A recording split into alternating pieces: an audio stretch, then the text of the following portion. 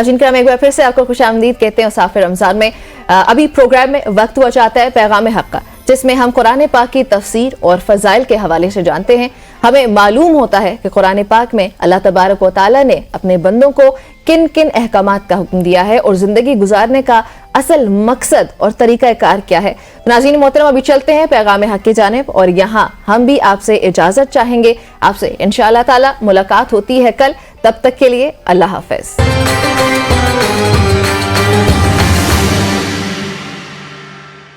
औज़ु बिल्लाहि मिनश शैतानिर रजीम, बिस्मिल्लाहिर रहमानिर रहीम। अल्लाहुम्मा सल्लि व सल्लिम अला सय्यदिना व नबिय्यिना व मौलाना मुहम्मदिन व अला आलिहि व अस्हाबिहि अजमाइन। आली क़द्र नाज़रीन, कुरान हकीम का 23वां पारा बफ़ज़्ल खुदा हमारे ज़ेर मुताला है।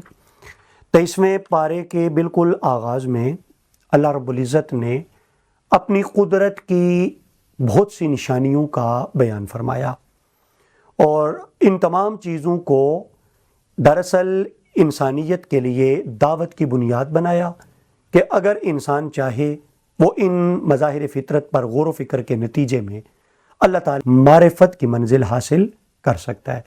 सबसे पहली चीज़ ज़मीन का मुर्दा होना, फिर बारिश बरसा करके उसी ज़मीन को ज़िंदा करना और फिर उससे खजूरों के बागात, अंगूरों के बागात का पैदा होना और उसके साथ साथ मीठे ठंडे पानी के चश्मों का, झरनों का फूटना ज़मीन में से।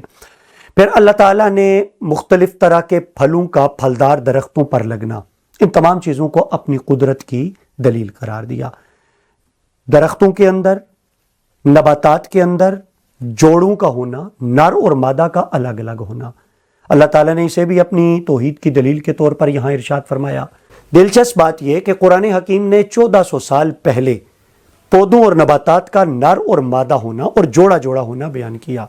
आज जदीद साइंस ने कुरान मजीद फुरकान हमीद की इस रहनुमाई की रोशनी में जब तहकीक की और रिसर्च, तो क्या यह दिलचस्प बात नहीं कि आज के साइंस के तालिब इल्म, ख़ास तौर पर बॉटनी पढ़ने वालों को बाकायदा ये बताया जाता है कि पौधों के अंदर भी अल्लाह ताला ने नर और मादा आज़ा रखे हुए हैं और बाकायदा जो नर पौधा होता है उससे पोलन ग्रेन्स ट्रैवल करते हैं हवा के दोष पर और वो मादा पौधे तक पहुंचते हैं, जिसके नतीजे में अल्लाह ताला उन पौधों पर फल लगाता है, फूल अल्लाह ताला लगाता है। आज की साइंस ने हमें बताया कि नर आज़ा जिन्हें स्टेमन्स कहा जाता है और मादा आज़ा जिन्हें ओयूल्स कहा जाता है, ये पौधों का बाकायदा हिस्सा हैं। लेकिन कुरान पढ़ने वाले का सर उस वक्त फ़ख्र से बुलंद हो जाता है जब वो कुरान मजीद फुरकान हमीद के ताबे देखता है, इसके ज़ेरे असर देखता है साइंस को, या यूं कह लें कि साइंस को वो देखता है कि साइंस कुरान को अप्रूव कर रही है और कुरान मजीद फुरकान हमीद की वो तायीद कर रही है। बिलाशुबा इसमें हमारे लिए दावत फ़िक्र है कि इंसान अगर कुरान मजीद को बुनियाद बनाकर वो इल्म के मैदान में आगे बढ़े तो साइंस और टेक्नोलॉजी के मैदान में भी मुसलमान कारी कुरान इंसान तरक्की की बे इंतहा मंजिलें तय कर सकता है। ये कुदरत की दलील के तौर पर बयान करने के बाद आगे फिर अल्लाह ताला ने सूरज और चांद का तज़किरा फरमाया। ख़ास तौर पर जो सूरज की गर्दश है उसका जिक्र किया कि अरब हा साल से ये कायनात मार्ज़ वजूद में आई और हम ये देख रहे हैं कि सूरज अपने मुस्तक़र के अंदर जो उसका मदार है वो उसमें सफ़र कर रहा है और जो चांद है वो अपने मदार में सफ़र कर रहा है। साथ ही फरमाया कि सूरज आज तक चांद को पकड़ ना सका और न ही रात दिन से आगे बढ़ सकी। अल्लाह ताला ने जिस वजूद को जिस हुक्म का पाबंद बनाया है वो वजूद उसी हुक्म का पाबंद होकर अपने सफ़र की तरफ, अपनी मंजिल की तरफ महवे खराम और महवे सफ़र है। सूरज और चांद का मुसलसल अपने मदार में गर्दश करना और रात और दिन का तसलसल के साथ तबादला एक निज़ाम के तहत और एक सिस्टम के तहत, ये सब दलाइल हैं अल्लाह ताला की कुदरत के भी और बज़ाते खुद वजूदे बारी ताला के भी। फिर अल्लाह ताला ने एक और दलील अपनी कुदरत की यहाँ बयान फरमाई कि हम इंसानों को जो उठा के कश्ती में हम लेकर के चलते हैं, ख़ास तौर पर तज़किरा फरमाया गया, इशारा किया गया हज़रत नूह की कश्ती की तरफ। हम आज भी देखते हैं कि समंदरों के अंदर बड़ी बड़ी आबदोज़ें। अब सवाल तो है कि कोई तो ताकत है जो समंदरी मौजों में اس آبدوز کو کشتی کو ڈوبنے نہیں دیتی۔ فرمایا کہ یہ طاقت انسان کو کس نے دی؟ وہ اللہ رب العزت ہی ہے جو طاقتیں اور قدرتیں رکھنے والا ہے۔ حضرت امام اعظم ابو حنیفہ علیہ رحمہ جب ایک مرتبہ وجود باری تعالیٰ کے منکرین ان کے ساتھ تبادلہ خیالات کرنے کے لیے انہوں نے آنا تھا، ٹائم جو طے ہوا، حضرت امام اعظم اس ٹائم کے حساب سے لیٹ پہنچے، تاخیر سے، تو وہ لوگ ان سے کہنے لگے کہ ہمارا تو آپ کے بارے میں یہ ایک تصور تھا کہ آپ بڑی ڈسپلنڈ لائف گزارنے والے ہیں، لیکن آپ تو بہت تاخیر کے ساتھ لیٹ پہنچے۔ تو حضرت امام اعظم نے ان سے کہا کہ ابھی میں نے آنا تھا، لیکن میں نے ایک عجب منظر دیکھا، میرے اور آپ کے درمیان ایک ندی پڑتی تھی اور کشتی کے بغیر سفر ہو نہیں سکتا تھا۔ میں وہاں پہنچا تو کشتی کوئی موجود نہ تھی، لیکن میرے دیکھتے ہی دیکھتے ایک درخت کٹا، اس سے باقاعدہ لکڑی کے پھٹے بنے اور پھر وہ پھٹے خود بخود جڑے، کشتی بنی، اور میں اس کشتی پر آیا، وہ کشتی بغیر ملاح کے چل کے مجھے یہاں لے کے آئی۔ اس سارے پروسیس میں تاخیر ہوئی۔ انہوں نے کہا کہ ہم نے تو آپ کو دانا اور عقل مند سمجھ کر انتخاب کیا تھا کہ آپ کے ساتھ ہم ڈسکشن کریں گے اپنے مسائل کے حوالے سے، لیکن آپ تو اتنی احمقانہ بات کر رہے ہیں۔ بھلا یہ ممکن ہے کہ ایک درخت خود بخود کٹے، اس کے پھٹے خود بخود بنے، اس سے خود بخود کشتی بنے، اور پھر وہ کشتی بغیر ملاح کے اور چلانے والے کے آپ کو دریا کنارے لگا دے؟ امام صاحب مسکرائے اور مسکرا کے فرمایا یہی تو میں تمہیں سمجھانا چاہتا ہوں، یہ تو عقل کے اندھو سوچو۔ اگر ایک درخت خود نہیں کٹتا، اگر ایک چھوٹی سی کشتی کسی بنانے والے کے بغیر خود نہیں بنتی، تو سوچو یہ پوری کائنات کا جو نظام چل رہا ہے یہ کسی چلانے والے کے بغیر کیسے چل سکتا ہے؟ یہ کائنات کسی بنانے والے کے بغیر کیسے معرض وجود میں آ سکتی ہے؟ اللہ تعالیٰ نے اپنے وجود کے یہ دلائل، اپنی قدرت کے یہ دلائل قرآن پڑھنے والوں کے سامنے یہاں رکھے۔ سور پھونکے جانے کا ذکر قرآن مجید میں بہت سارے مقامات پر ہوا، ان میں سے ایک مقام یہ بھی ہے، کہا جاتا ہے کہ سور اسرافیل 2 دفعہ پھونکیں گے۔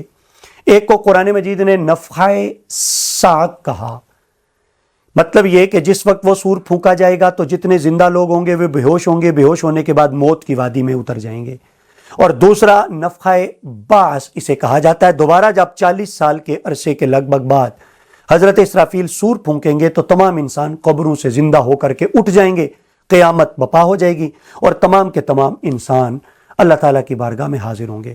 قیامت والے دن احتساب اور اکاؤنٹیبلٹی کا جو ایک زبردست نظام اللہ تعالیٰ تخلیق فرمائے گا، اس کا یہاں بیان ہوا کہ وہاں پہ یہ نہیں کہ کوئی گواہ گواہی دے گا تو پھر فرد جرم کے بعد سزا کا فیصلہ کیا جائے گا انسان کے بارے میں، بلکہ فرمایا نہیں، الیوم نختم علی افواہہم، اس دن ہم ان کے منہوں پر موریں لگا دیں گے، وتکلمنا ایدیہم، ان کے ہاتھ خود بولیں گے، وتشہد ارجلہم، گواہی دیں گے ان کے پاؤں، بما کانوا یکسبون، جو وہ کرتوت کیا کرتے تھے۔ معنی یہ کہ یہ احتساب کا ایک زبردست نظام ہوگا، انسان کے اپنے اعضاء اس کے خلاف گواہی دیں گے کہ یہ ہمیں اللہ کی نافرمانی کے ان کاموں کے لیے استعمال کیا کرتا تھا۔ معنی یہ کہ قیامت والے دن کوئی راہ نجات نہیں ہوگی، کوئی چھٹکارے اور فرار کا راستہ نہیں ہوگا۔ نجات کی ایک ہی صورت ہے، وہ اللہ اور اللہ کے رسول کی اطاعت کا راستہ ہے۔ اللہ تعالیٰ نے حیات بعد الموت کو ایک مرتبہ پھر ایک حسین پیرائی میں بیان کیا، اور اس کی دلیل ایک ایسی چیز کو قرار دیا جس کا مشاہدہ عرب لوگ آئے روز خود کرتے تھے۔ فرمایا الذی جعل لکم من الشجر الاخضر نارا، وہ اللہ جس نے تمہارے لیے سرسبز درخت سے آگ پیدا کی۔ اب درخت اور وہ بھی سرسبز، اور اس سے آگ کا پیدا ہونا، یہ 2 درخت تھے عربوں کے ہاں، ایک کو مرح اور دوسرے کا نام غفار یا غفار رکھا تھا۔ دلچسپ بات یہ کہ یہ اتنے تر و تازہ درخت ہوتے کہ ان کی چھال کو دبایا جاتا تو پانی نہیں چڑھتا، لیکن جب ان 2 درختوں کو آپس میں رگڑا جاتا تو اس سے آگ پیدا ہوتی، اور آگ کے شعلوں کا وہ خود مشاہدہ کرتے۔ اللہ تعالیٰ نے اس کو دلیل بنایا، فرمایا وہ رب جو سرسبز و شاداب درخت جن کے اندر تری اور پانی ہے۔ اس آیت کو جو آیت کریمہ نمبر 84 ہے سورہ صافات کی، اگر اس کے ساتھ مربوط کریں تو قلب سلیم کی بھی سمجھ میں آتی ہے کہ قلب سلیم کون سا دل ہوتا ہے۔ حضرت ابراہیم خلیل اللہ کو جب رب کی طرف سے بذریعہ وحی حکم ہوا قربانی دینے کا، اور وہ بھی بیٹے کی قربانی، آپ انہیں ذبح کرنے کا، رب کی راہ میں قربان کرنے کا ارادہ فرما لیتے ہیں۔ بیٹے کی بھی سعادت مندی، چونکہ وہ بھی اللہ کے نبی ہیں، ارادے کا اظہار کرتے ہیں تو حضرت اسماعیل فرماتے ہیں کہ اے بابا جان جو آپ کو حکم ہے وہ کر گزریے، انشاءاللہ آپ مجھے صبر کرنے والوں میں سے پائیں گے۔ عالی قدر ناظرین، اللہ تعالیٰ نے جنہیں اولاد دی ہے وہ بھی اولاد کا درد سمجھتے ہیں، اور جنہیں نہیں دی وہ تو ویسے بھی اولاد کے لیے تڑپتے ہیں۔ تو گزارش اتنی کہ اولاد کا درد کیا ہوتا ہے یہ جاننے اور سمجھنے والے حضرت ابراہیم کی قربانی کی عظمت کا اندازہ کریں کہ بیٹے کو لٹا لینا اور اس کے گلے پر چھری چلانا یہ کیوں ممکن ہوا؟ اس لیے کہ اللہ نے انہیں قلب سلیم کی دولت عطا کی تھی۔ قلب سلیم کا معنی یہ کہ انہوں نے اس دل میں اللہ کے سوا کسی اور کی محبت آنے ہی نہیں دی تھی، ان کا دل عشق الہیہ میں دھڑکتا تھا۔ یہی وجہ ہے کہ ان کے لیے قربانی دینا آسان ہو گیا۔ گویا اللہ جسے قلب سلیم کی دولت عطا کر دے اس کے لیے امتحانات کی بھٹیوں سے گزرنا کوئی مشکل نہیں رہتا۔ حضرت یونس کا تذکرہ ہوا کہ کس طرح سے وہ مچھلی کے پیٹ میں پہنچے اور کس طرح سے پھر انہوں نے اللہ رب العزت کی بارگاہ میں معافی کا سوال کیا۔ اللہ تعالیٰ نے ان کی توبہ قبول فرمائی، جن نعمتوں سے انہیں محروم کیا گیا تھا وہ نعمتیں برکتوں کے ساتھ اللہ تعالیٰ نے انہیں واپس عطا فرما دیں۔ ان کی قوم کے تمام تر لوگ ان پر ایمان لے آئے، اللہ نے انہیں اولاد کی بھی کثرت عطا فرمائی۔ سبق اس میں یہ کہ جو صبر کی راہ اختیار کرتا ہے اللہ تعالیٰ اپنے صابر بندوں کو اپنی نعمتوں سے محروم نہیں کرتا، اپنی رحمتوں سے محروم نہیں کرتا۔ صبر ایک ایسی خوبی ہے جس کو مل جاتی ہے اللہ تعالیٰ صبر کی وجہ سے اسے مقام رفیع عطا فرما دیتا ہے۔ حضرت داؤد کے حوالے سے ایک تمثیل قرآن مجید نے یہاں بیان فرمائی جس میں ایک خاص طبقے کی ذہنیت کی عکاسی قرآن حکیم میں کی گئی۔ آپ اپنے کنج عبادت میں مشغول عبادت تھے، اچانک دو لوگ چھلانگ لگا کر کے اندر داخل ہوتے ہیں، دروازے سے نہیں وہ دیوار کود کر کے اندر آتے ہیں۔ آپ پریشان ہو جاتے ہیں تو وہ کہتے ہیں کہ ہمارے لیے ایک مقدمے کا فیصلہ کر دیجئے۔ فیصلہ کیا؟ کہتے ہیں ہم دو بھائی ہیں، ایک کہتا ہے یہ میرا بھائی ہے، اس کے پاس 99 دمبیاں ہیں اور میرے پاس صرف ایک، یہ چاہتا ہے کہ مجھے دبا کے میری ایک دمبی بھی لے لے اور اپنی 100 پوری کر لے۔ یہ تو بات اپنی جگہ، اس کی تفصیلات کتب تفسیر میں ملاحظہ کی جا سکتی ہیں، لیکن یہاں سے ایک بات سمجھ میں آئی کہ سرمایہ دار ہونا برا نہیں، اس لیے کہ مال و دولت تو اللہ کی عطا ہے، لیکن سرمایہ دارانہ ذہنیت کا حامل ہونا یہ قابل مذمت امر ہے کہ بندہ اگر سرمایہ دار ہو جائے تو سرمایہ دارانہ ذہنیت سے مراد وہ جو یہاں قرآن نے بیان کی کہ دوسرے کے پاس ایک کیوں ہے، گویا اپنے پاس 99 موجود ہیں انہیں نہیں دیکھنا، دوسرے کی ایک بھی آنکھوں میں کھٹکنے لگ جانا، یہ ہے سرمایہ دارانہ ذہنیت۔